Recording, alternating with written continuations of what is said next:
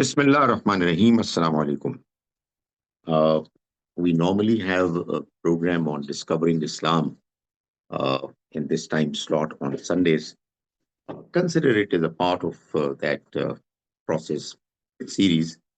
But now that Ramadan is round the corner, I'm going to talk about Ramadan, welcoming Ramadan. Uh, it it is reported that it used to be a practice of the Prophet sallallahu alaihi wasallam that in the month of Shaban, when Ramadan was about to come, he would prepare people mentally by talking about Ramadan, its importance, and the need for us to be mentally prepared for it. Because once the month of Ramadan is going to set in, the flow of things that are going to follow will take over. And we probably would not be able to prepare ourselves for the things that the Ramadan promises to offer us. So it's a good idea that before the month actually begins, we remind ourselves about what this month is all about, what this month promises to offer to us, and how can we prepare ourselves to be able to benefit from it as best as we can. So let's start from the verse of the Quran, which, uh, if you are going to listen to presentations on Ramadan and fasting, you will not miss this verse. It is repeated so very often that one kind of memorizes it. The Quran says, verse 183 of Surah Al Baqarah, أعوذ بالله من الشيطان الرجيم بسم الله الرحمن الرحيم يا أيها الذين آمنوا كتب عليكم الصيام كما كتب على الذين من قبلكم لعلكم تتقون. Believers, fasting has been made obligatory on you, the same way as it was made mandatory on the people who came before you, لعلكم تتقون, so that you become muttaqi. So the Almighty Himself is telling us why fasting is to be done. Why is this exercise to be undertaken? By the way, I have seen in the Quran no expectation of the Almighty that is mentioned for the sake of it. Most certainly, whatever we do in following the discipline of Islam, we are doing it for the obedience of the Almighty. However, each aspect of the Almighty's obedience is accompanied by some reason, rationale, some spirit that is expected to be inculcated as a consequence of following that injunction. So, if we are to follow the instructions of the Almighty properly in the true spirit, we ought to know what the purpose of that directive is. And when we are going through the exercise of being obedient to the Almighty in a particular case, uh, that would obedience would be incomplete, uh, not with the true spirit, if we do not follow the reason, the spirit that is expected to be created within us as a consequence of following it. So the Almighty has very clearly mentioned that if you are fasting, be clear that the purpose is to become muttaqi. So obviously an important question is, what does it mean to be a muttaqi? What does taqwa mean? A muttaqi is a person who has taqwa in him. And what is taqwa? Well, quite often, taqwa is translated in two different ways. It is either God consciousness or it is translated as remaining within limits. Both translations are correct, and both are very strongly interrelated. The idea is that if you are living a life with a belief and understanding that your creator knows what you're doing, he is aware of your intentions as well, and you're going to be held accountable one day for what you will do in this life.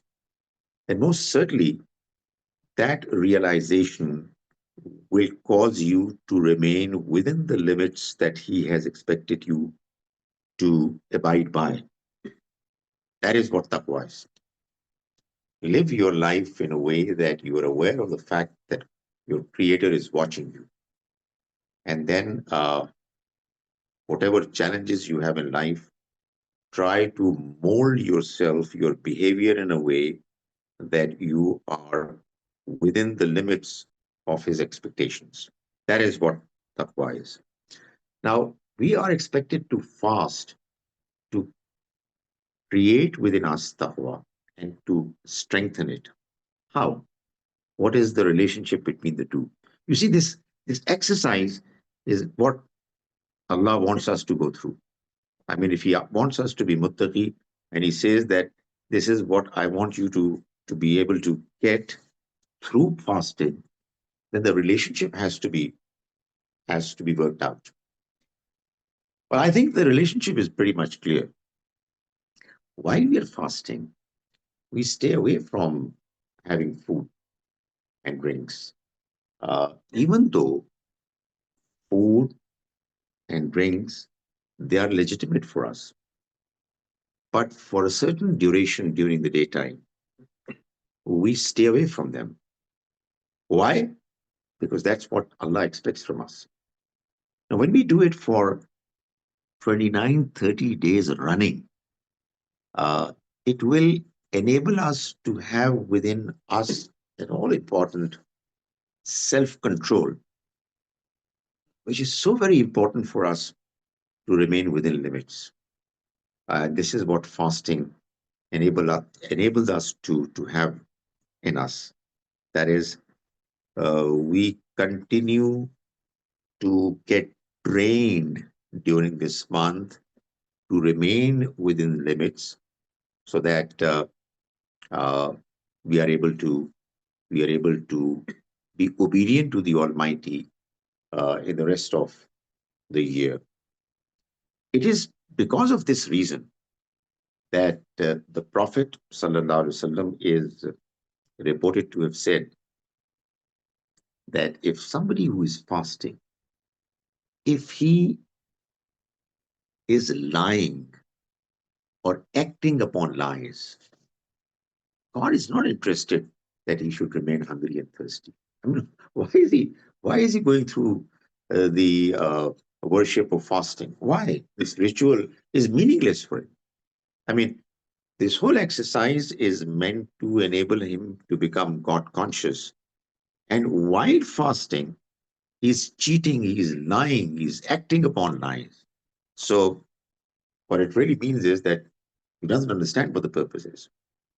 Now, while we talk about taqwa, there are a few verses, there are many verses of the Quran actually that talk about taqwa. Probably the Almighty expectations from us when we see in the Quran, there's hardly any other expectation which is more frequently mentioned than taqwa. Ittaqullah. Be conscious of the presence of the Almighty. Because I mean, we are living in a world where we can't we can't see the unseen realities. We can't see the Almighty. And therefore, we have to continue to make ourselves realize, continue to remind ourselves that He's there. And we are going to be held accountable, responsible for what we are doing. The Quran says, for example, in verse 102 of the third surah, Surah Al Imran, Ya ayyuhallazina amanu taqullah. Believers, uh, have taqwa. Be conscious of God. Haqqa tuqati. As much as He deserves that you should fear Him. Fear Allah as much as He deserves to be feared. وَلَا تَمُوتُنَّ إِلَّا وَأَنْتُمْ مُسْلِمُونَ. And look here, do not allow yourself to come close to death except that you are obedient. That is, let not death reach you while you are in a state of disobedience. What it means is that continue to be obedient to the Almighty uh, as much as is possible all the time, because you never know when death might reach you. It really is going to be very embarrassing, unfortunate that we die in a state while we are disobedient. So the fact that Allah wants us to, to be conscious of Him, of His presence, as much as He deserves that we should have that realization. Obviously, it's a very tough expectation. It's a tough ask. But the Quran itself has made it, call it easier. Uh, Actually, it's not that the Quran has made it easier. It's actually a way of teaching and training us that when you come across a certain expectation of the Almighty and you have certain questions or reservations in mind, then be sure that there is something that you are missing. So, when you learn about the fact that Allah wants us to be conscious of His presence as much as He deserves that we should be conscious, what it actually means is, in another passage, the Quran says, "Wattaqullaha mastatatum." You fear Allah as much as is possible for you, what is within your capacity. So, what Allah deserves is what is within our capacity.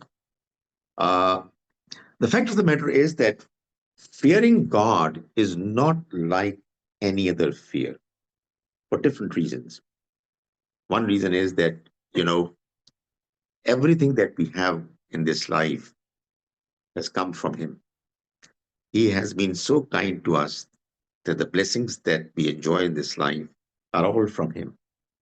And therefore, He deserves that we should not be disobedient to Him. We should not disappoint Him. Honestly, when we do things wrong, we are disappointing Him. And He deserves not to be disappointed because, I mean, we can't imagine what He's done to us. So that's one reason. The other reason is that, as I said before, whatever He has given us uh, in His law, in His expectations, uh, it's all for our own benefit. He doesn't need our obedience. Whatever instructions, commands He has given us, they are meant for enabling us to improve, to get better. And one of the other reasons why fearing Allah, fearing God is different from all other fears is God is everywhere. He can see what we are doing, He can hear what we are saying, and He can know what our intentions are. And when it will come to the time, occasion of accountability, nobody will have any say in the process. Nobody is going to be spared because someone came and intervened and did intercession. Uh, so that's one thing. The other thing the Quran says about taqwa is in Surah Al-Hashr. He says, Ya ayyuhallazina amanu taqullah. Believers, fear Allah. Be conscious of the presence of Allah. Wal tanzur nafsum ma qaddamat lighadin. And let every individual be concerned about what he is sending for the next day, for the future.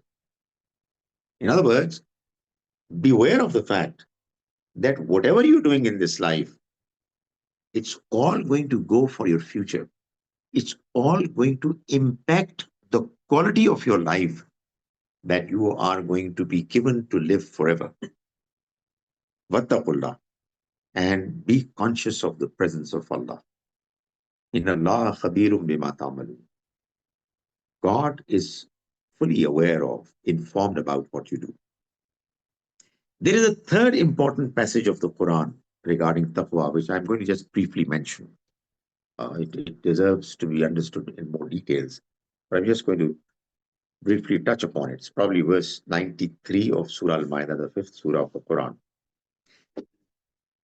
You see, in this verse, the Almighty is actually responding to the concern of some people who were worried about the fact that they used to consume alcohol. And then the Almighty sent down his law rule that alcohol is prohibited. Intoxicating drinks are prohibited. They were not as clearly prohibited before. So people were consuming alcohol, and they were Muslims. They used to pray. And the Quran said that, well, don't come close to prayer if you are intoxicated.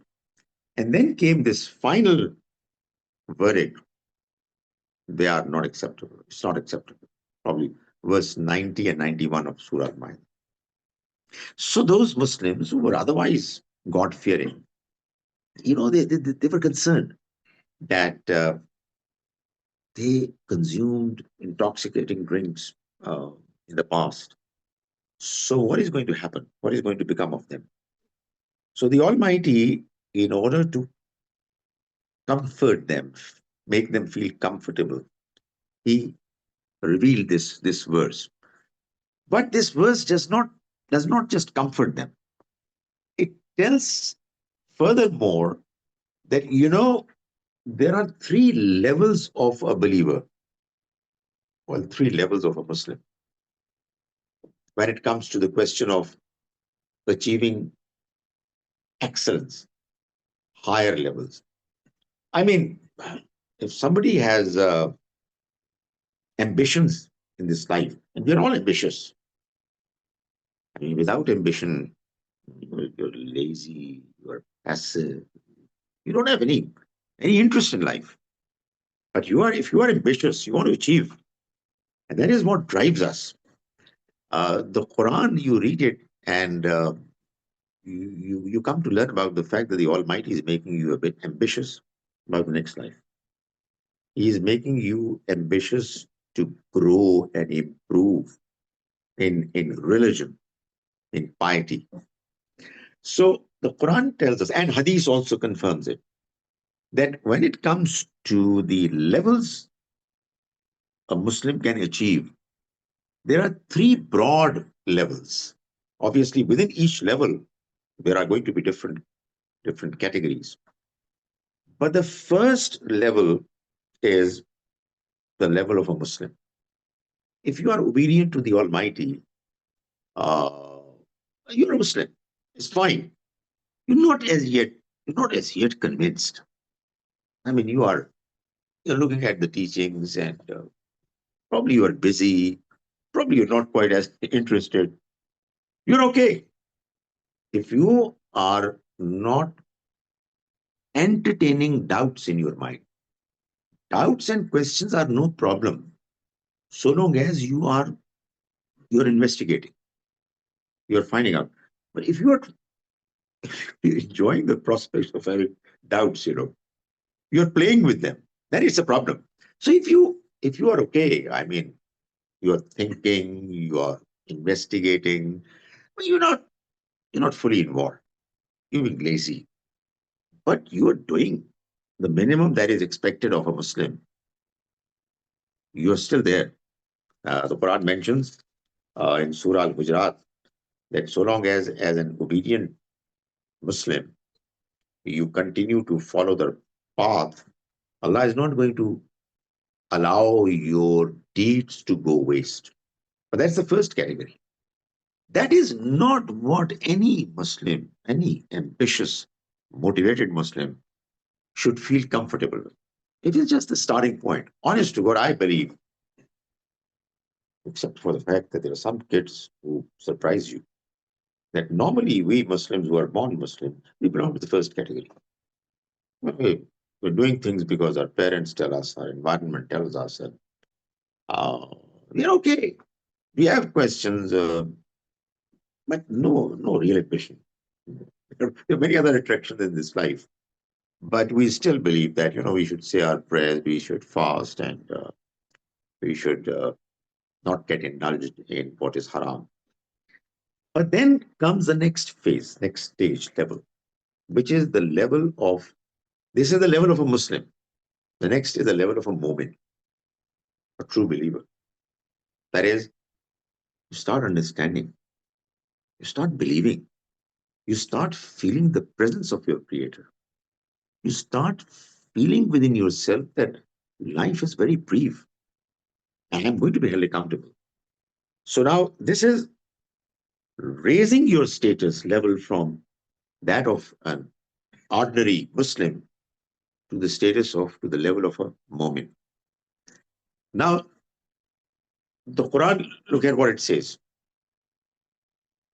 Well, first, let me tell you what the Hadith says. Probably the most famous Hadith of all Ahadith is the Hadith that is called Hadith Hadith Jibreel. The Hadith which talks about an incident towards the last part of the life of the Prophet ﷺ when Jibreel alayhi came to him while he was in the company of his companions, and he was in the form appearance of a human being. So he came and he asked a few questions. It's a long hadith, but there are three important, prominent questions that he asked. First was, "Akhbirni anil Islam." Tell me about Islam. And he answered. And then he asked, "Akhbirni anil Iman." Tell me about Iman. And the Prophet answered. And then he asked him, "Akhbirni anil Ihsan." Let me know about Ihsan. And the Prophet ﷺ answered it. Umar Raziallahu anhu, who was the narrator present at that time, he says that, we were surprised that, what's going on? This man is asking a few questions, asking the Prophet a few questions, which is normal. Anybody who comes, he asks questions. But this man is different. Each time the Prophet would answer, he would say, "You're right." So they would say, I mean, what's going on? I mean, this man is asking and then endorsing, acknowledging that you're right. Absolutely. So later it transpired that this man was not a man, actually.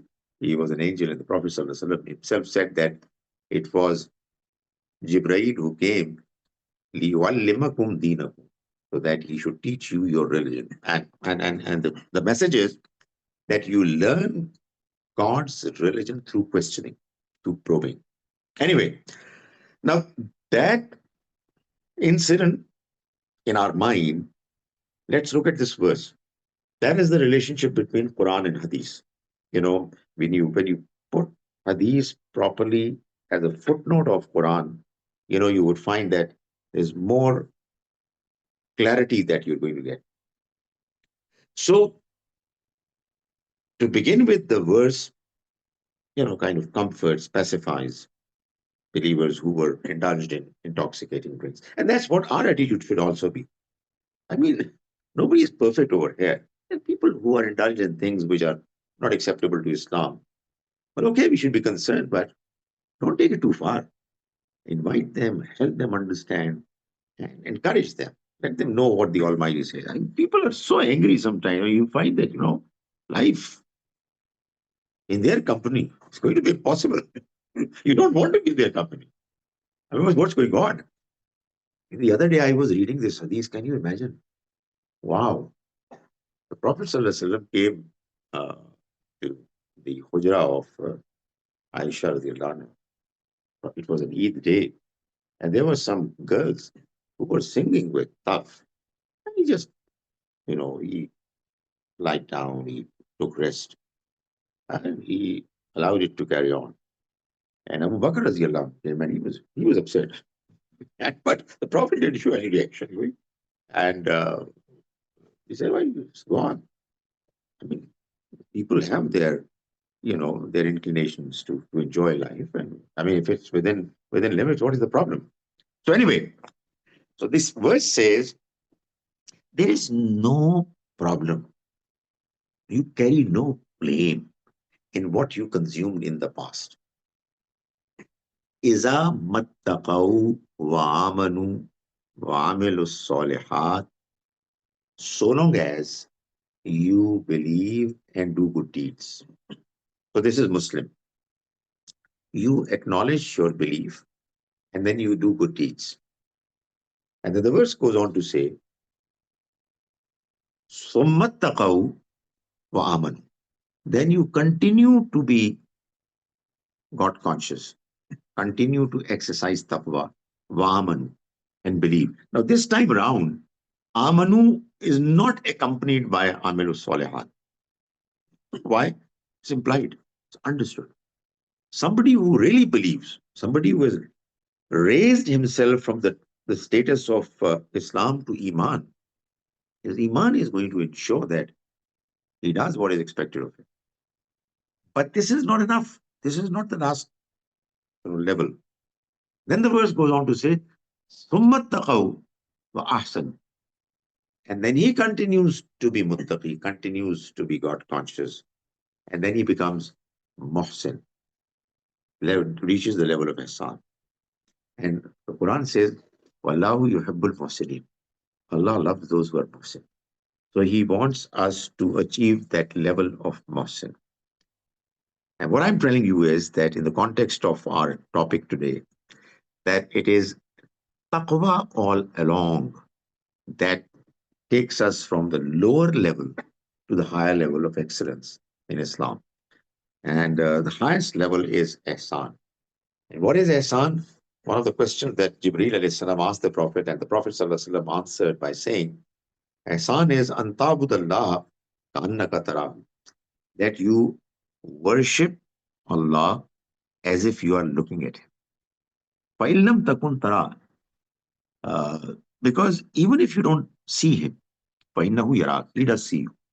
In other words, you do whatever you do, including worship, particularly your prayers, salat, in a way that you have this feeling that Allah is looking at you. So when you will go through that exercise regularly with that feeling within you, you will reach a level sooner or later wherein you will get a feeling that you are actually looking at it. You're talking to it. And that's the level that needs to be achieved. That's the level of excellence. So Ramadan is the month which creates, you say winter is the season when snow is created, lots of snow. You have so much of snow that we would rather get rid of it. So Ramadan is the season, is the month when taqwa is created. And we learned from the Quran that taqwa is that force, motivating spirit that causes the believer to rise from the low levels of achievement to the higher level.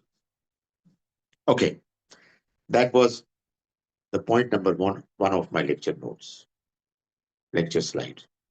Point number two. The Quran itself answers another question. And I want to emphasize that when the Quran is answering a question, I mean, that answer is very important. So one answer, why do we fast? Because God wants you to create taqwa within you. The second question, so why was this exercise of fasting designed by the Almighty to be undertaken in the month of Ramadan? That was verse 183. Verse 85 says, Shahru Ramadan allazi unzila fihi al-Quran. The month of Ramadan is the month when the Quran was revealed. That is why Allah expects you to fast during this month. Well, what does it mean? The Quran is going to answer it. And I keep mentioning it in my presentations that, when you read the Quran and you understand what the Quran is saying, but there are certain questions that still remain unanswered, keep them in your mind. You will very often find that the Quran is answering them. And that is what keeps you involved in understanding the Quran and reading it with deep reflection. So the month of Ramadan is the month when the Quran was revealed. Now, the Almighty is not stopping there. I mean, it's a complete statement. You've got the statement. But the Almighty says that, you know what is Quran? So obviously, I mean, a Muslim would say the book of Allah. There are certain answers which are correct answers. They're correct answers, but they're boring answers. They're really just, you know, coming from our mind because we have memorized them. We say things which are right, but they don't mean anything. It's just, you know, your culture. So the Almighty is telling, you know what is Quran? Number one, Hudan Nas. It is the guidance for the entire mankind. What it means is that the Almighty wanted to guide humans. What does it mean? What does it mean?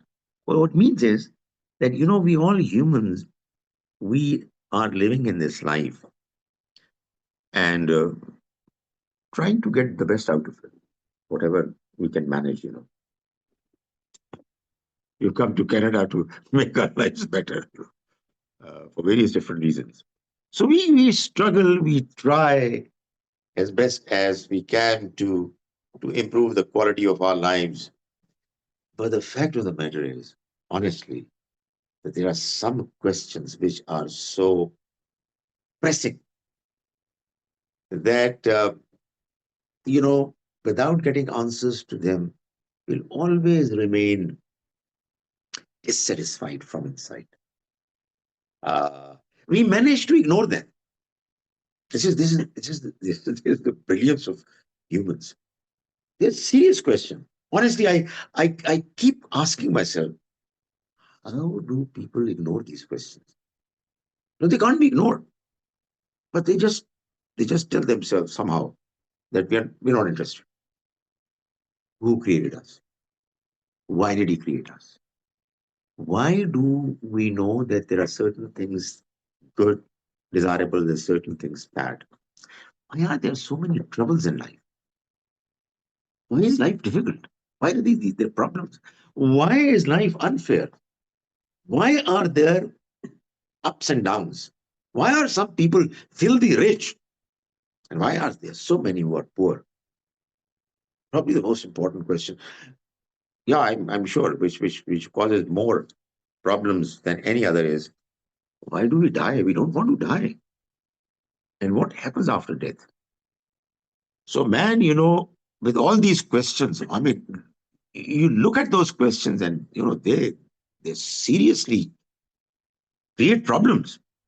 And there are no answers. Nobody can answer them except the one who has created.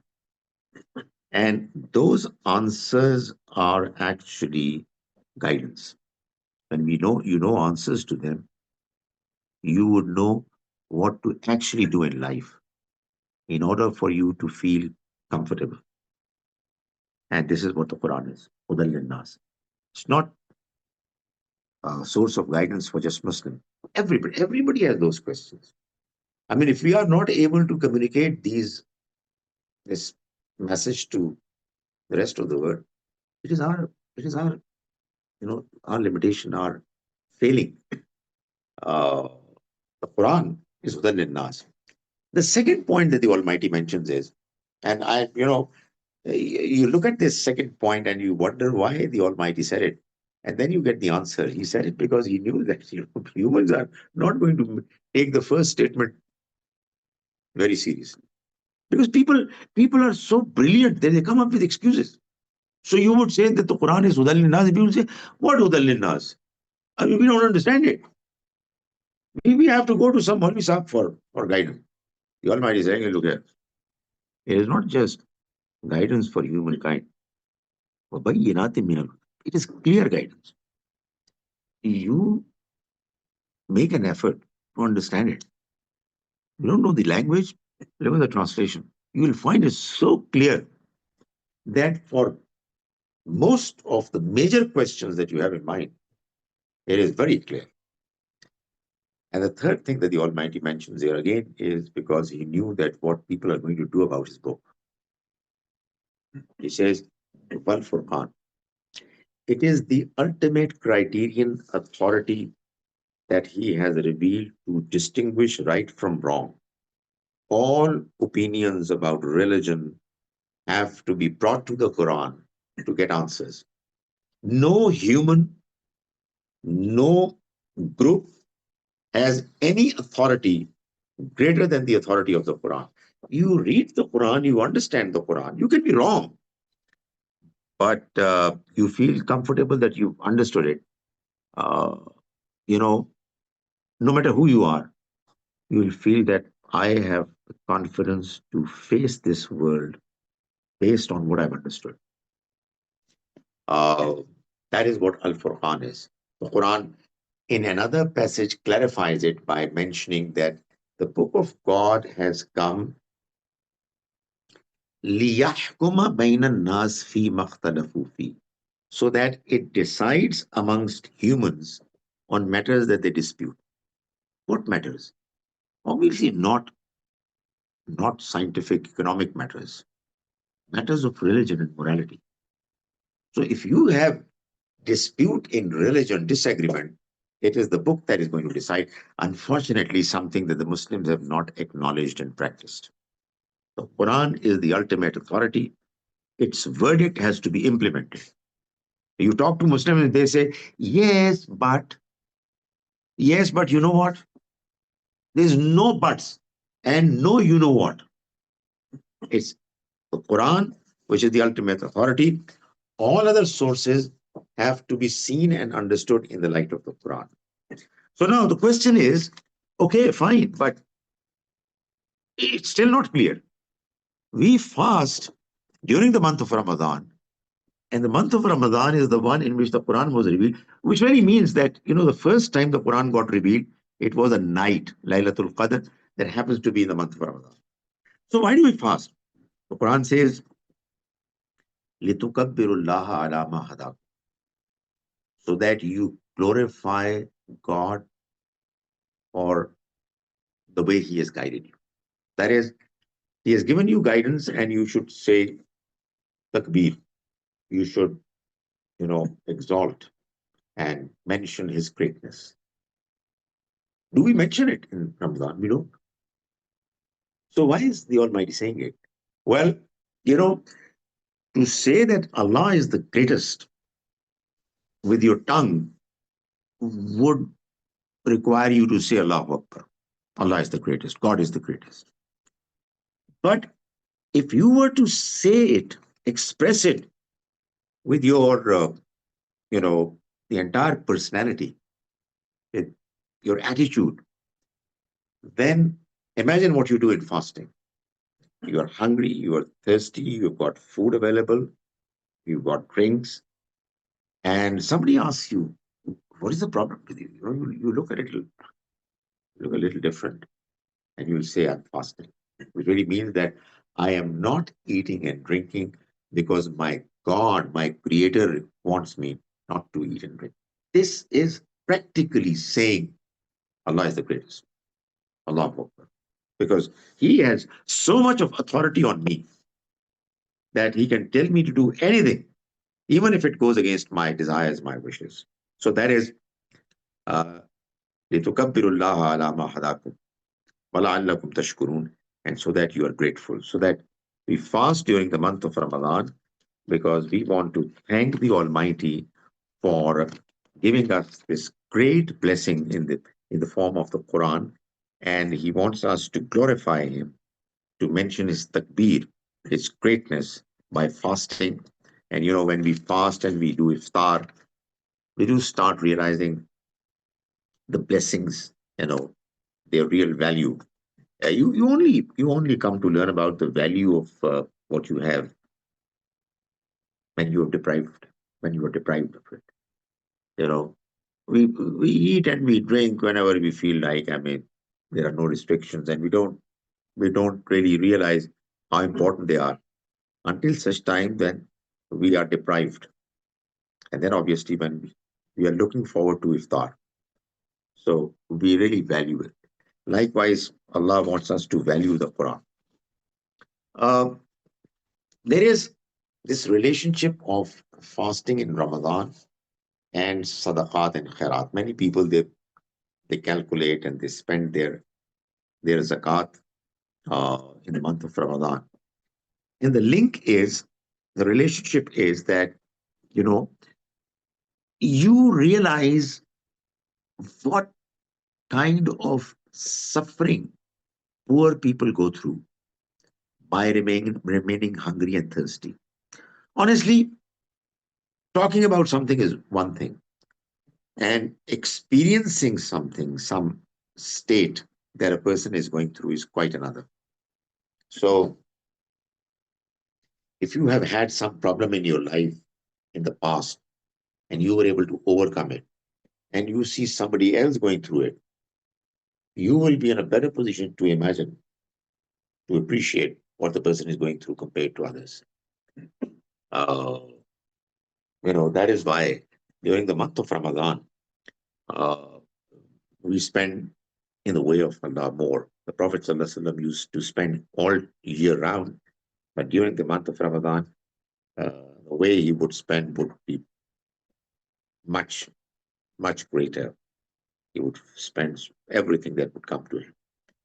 And that is what the link is, that, we start realizing that suffering is something that needs to be eliminated as best as we can. It is mentioned in Hadith that Man sama Ramadana imanam wa ihtisaban ghufira lahu ma taqaddama min zambihi. The one who fasts during the month of Ramadan with iman and ihtisab, believing in Allah and the life hereafter, and making himself accountable, ihtisab, his previous sins are going to be forgiven. What it actually means is that when we fast, we have been asked to think about our past lives and what we did in the past. And quite obviously, the past is not great to be talked about. We don't feel very proud of it. There are many things that we did where we feel ashamed about them. So while fasting, if we have iman, believing in Allah and the life hereafter, and we have ihtisabs, accountability, we'll do tawbah. We'll seek forgiveness from the Almighty. The Hadith says Allah is going to forgive whatever was done in the past because of that spirit, because of that realization. And it's amazing that in order for us to change, there has to be some change, transformation in your lives, in your routine that should take place. Otherwise, we don't change.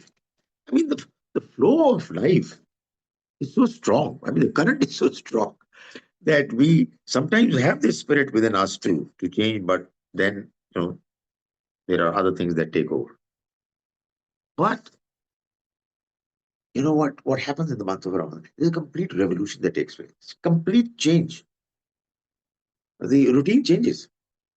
And it is as if the Almighty arranges for us an occasion, a month wherein He says, just stop there.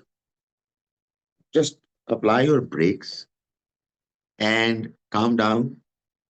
Think about what you've been doing in the past. And when you start realizing that, my goodness, what you did was shameful, was really something which you can't be proud of, seek forgiveness from the Almighty. Um, you know, the state of fasting is a state when you can't commit any serious sins. You're too weak to be able to manage that. So, it's a very good occasion to seek forgiveness. And obviously, during the nights of Ramadan, again, we should stand up and, as much as we can, recite the Quran. There is another hadith which says that for the one who is fasting, there are two good news. One good news he gets when he breaks fast. That is what we know. And it's always a good news. the time the time of fast is over and you can break your fast. And the other good news he's going to get when he's going to meet his Lord, meet his Rabb. Now, this is a beautiful analogy which the Prophet ﷺ has drawn between fasting and the life of a believer. You know, in fasting, we have restrictions on us. That is what the life of a believer is. This life offers so many temptations, many of which are not allowed. So we are kind of fasting. You know, the whole life of a believer is looked at it from that way, that point of view. It's a fast. And the iftar is going to be on the day when he's going to leave this world. So the Prophet ﷺ said that the one who fasts, for him there are two good news. One at the time of iftar, and the other at the time when he will meet his Lord. There's another very interesting hadith which says, and this is hadith Qudsi, which really means that the Prophet ﷺ is telling us that God said such and such thing. It's not in the Quran, but the Prophet is telling us. It says that while ordinarily when a person does anything good, he gets rewarded from anything like 10 times the value of his good deed up to 700 times. That's the range. Now, there is again, an example of how hadith gets related with the Quran. In the Quran, there are two separate verses. One says, if somebody does a good deed, he gets 10 times as much reward as his deed would ordinarily deserve. But there is another verse which says, if you spend your wealth in the way of Allah, it's like you there's one seed, and it it creates branches off into 7 years. Each year has 100 seeds. So in other words, one seed multiplies into 700 seeds, becomes as big as that. So 10 times here, 700 times there. The hadith brings the two together and says, this is what the range is. The minimum, if it's your good deed, is acceptable. Obviously, some good deeds are not going to be acceptable. If you're showing off, it's not going to be acceptable. But if ordinarily an acceptable good deed is done, its value or its reward is going to be anything from 10 times as much as it deserved till 700 times. Why? Well, it depends upon the quality of your good deed. How well did you do it? What were your intentions? How much sacrifice you made? So, good deeds are different in their quality, and the Almighty is going to take care of it. But the Hadith goes on to say that fasting is an exception. All other deeds are going to be rewarded from anything like anywhere like 10 times to 700 times, but fasting is an exception. Asomoli, the Almighty says, fasting is for me. Wa ana ajibi, and only I am going to reward for it. In other words, you don't know what's going to be rewarded. You can't imagine. सोच है आपकी. You can't imagine. You will not. You can't imagine here. There are no.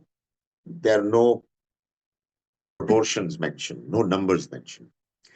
What is so special about fasting, which is not there in other good deeds? I mean, salah, zakat, hajj, everything is there. Well, it seems that the difference between fasting and all other good deeds is that in all other good deeds, we have call it a personal motivation. I want to thank my God. I want to thank Him. And Salat gives me a way of doing it. Let's face it, we are, alhamdulillah, well off. There's so many people who are poor relatives, neighbors, friends, and others. So we would want to know what is the law and what are the details of, you know, going through the process of helping others. And we have zakat. Who would not want to spiritually meet God and go to his house? We all want to do it. We are motivated. Fasting is unnatural. Why would you ordinarily want to be hungry and thirsty, except that, there are some health issues. You want to do this intermittent fasting. That's another matter. But we do it only for Allah. It's sake. He has asked us, and we are doing it. So the Almighty says that fasting is exclusively for me, and I'm going to uh, reward for fasting. Finally, in the month of Ramadan, because the Quran was revealed, there is more emphasis on reading, reciting the Quran. The Prophet ﷺ used to do his tahajjud prayer during Ramadan and outside Ramadan. That would be his routine.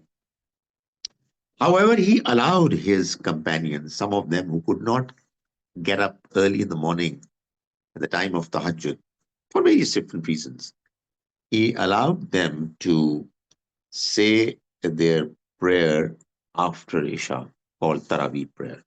By the way, it's the same. It's the same reason that he allowed them to say their Witr prayer, which is again tahajjud. So, the Quran is recited, but sadly, when Muslims choose to follow the expectations of their religion just in appearance, they lose the real spirit.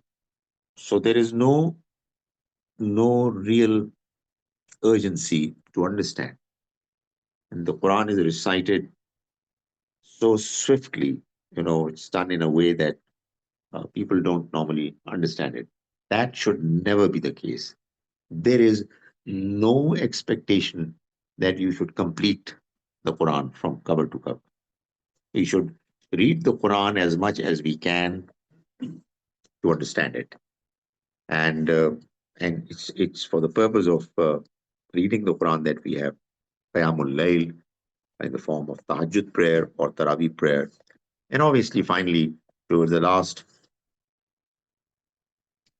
9 or 10 nights of the Quran of Ramadan, there is etikaf, which is primarily confining yourself to the masjid and uh, getting the opportunity of experiencing Laylatul Qadr. I just want to revive a good old memory. Uh, I've only been once uh, I've gone through an itikaf, and I remember that I was visited by you. Khalid. Remember that? That was, I think, 78. 70. I remember you came. It was Shadman Colony at Masjid, and I was in itikaf, and you were kind to come and see me there. Mhm. Right? Maybe it was an angel. Must have been an angel. Yeah, you never know. Yeah. Okay, from where? I mean, you were in Lahore and just came and wanted to see what this young Maulvi is doing. My family and my well wishers were all worried about the fact that this crazy man you know, is doing weird things. So that's it. That's about all that I had to say about Ramadan. If there are any questions or comments, you're most welcome. For some strange reason, my invitation to other people could not reach them. No, it reached. Okay, it's only that people have chosen not to participate, which is fine. Is it? Okay.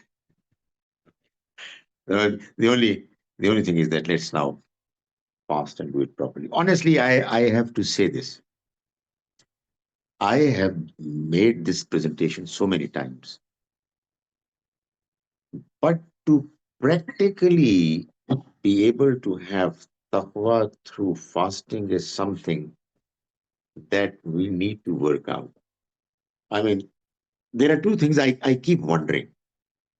One, fasting and taqwa, and the other, animal sacrifice and the real spirit of sacrifice. Honestly, there is something missing, which we should do whatever we can to be able to create. I think probably this is what we should do. We should talk more about it. Man, you are fasting and yet you are talking negatively about somebody. Please don't do it. Actually, there is this hadith which says that when you are fasting and somebody wants to pick a fight with you, just say on a sign, I'm fasting. That is why it said as somul junna. Uh, Fasting, is something that helps you in defending yourself. You know, uh, the other one comes to attack you with his whatever, uh, and you're defending yourself. So I think probably a constant reminder that I'm fasting and it really has to have a purpose. And I'm not going to fall into the trap of shaitan by doing things wrong. So that link should be continuously revived, which we should remind ourselves. Before Ramadan comes, I think let's avail the facility of having tea. We can have it today. أقول قولي هذا واستغفر الله